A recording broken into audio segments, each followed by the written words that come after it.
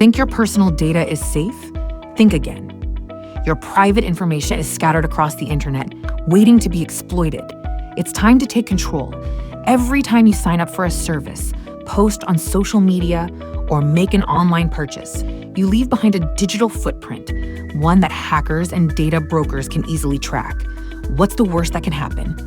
Identity theft, financial fraud, targeted scams, and even personal safety risks. The more personal data online, the more vulnerable you become. Ready to take back your privacy? Here's how to remove your personal data from the internet in 5 steps. Search yourself online. Use search engines to find where your data appears. Opt out from data brokers. Websites like Spokeo, White Pages, People Find or store your information. Request removal. Delete old accounts. Unused accounts are prime targets for breaches. Close them permanently. Adjust privacy settings. Limit what's shared publicly on social media and online platforms. Use a data removal service. Services like Incogni or Delete Me can automate the process for you.